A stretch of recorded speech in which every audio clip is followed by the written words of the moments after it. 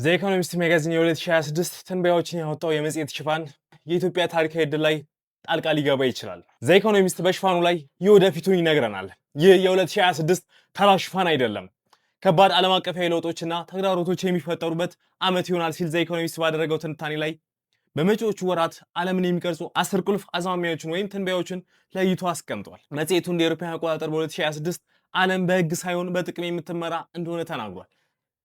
እንግዲህ የትራምፕ ቀጣይነትም በዓለም አቀፍ ፖለቲካ ላይ ያለውን ተጽዕኖ ትራምፕ የዓለምን መድረክ መቆጣጠራቸውን እንደሚቀጥሉና 250ኛው የአሜሪካ የነጻነት በዓል በዴሞክራቶችና ሪፐብሊካኖች መካከል ግጭትን የሚያስነሱ አመለካከቶች እንደሚፈጠሩ አስቀምጠዋል። ዘ ኢኮኖሚስት የዩናይትድ ስቴትስ ፕሬዚዳንት በዋይት ሃውስ ውስጥ እስካሉ ድረስ ዋናው የኃይል ተጽዕኖ እንደሚቆይ ይከራከራሉ። እንግዲህ ከጂኦ ፖለቲካል አለመረጋጋትና እስከ ስፖርትና ፖለቲካ ውህደት ድረስ እንግዲህ ይህንንም ስፖርቲንግ ቫልዩ ፖለቲካል ፉትቦል በማለት ይገልጹታል።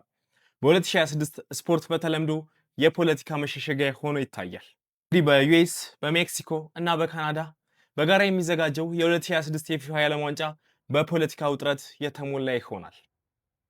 ይህ ዘ ኢኮኖሚስት ትንበያ ነው። እንግዲህ በዘ ኢኮኖሚስት ትንበያ መሰረትም ሮናልዶ በዋይት ሃውስ በተደረገለት የተለየ አቀባበል ትራምፕ ፉትቦሉን ለፖለቲካ ዓላማቸው የሚጠቀሙበትን የመጀመሪያውን የመጫወቻ ካርታቸውን እንደመዘዙ እየተነገረ ነው።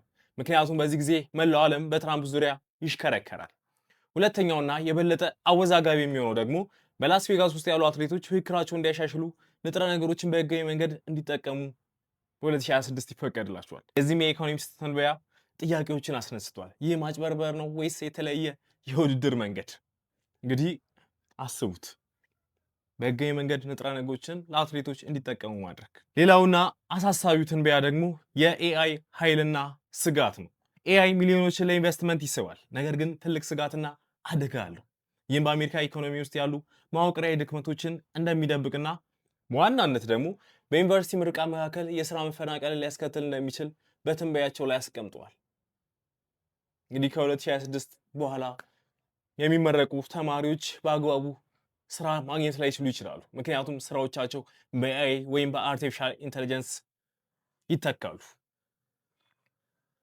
ስለዚህ ምን ታስባላችሁ? ያላችሁን ሀሳብና አስተያየት ኮሜንት መስጫው ሳጥን ላይ ያስቀምጡልኝ። እንግዲህ ለዚህ ቻናል አዲስ ከሆናችሁ እንደዚህ አይነት ይዘት ያላችሁ ተጨማሪ አዳዲስ መረጃዎችን ለማግኘት የፕላስ ምልክቷን መጫናችሁ እንዳትረሱ።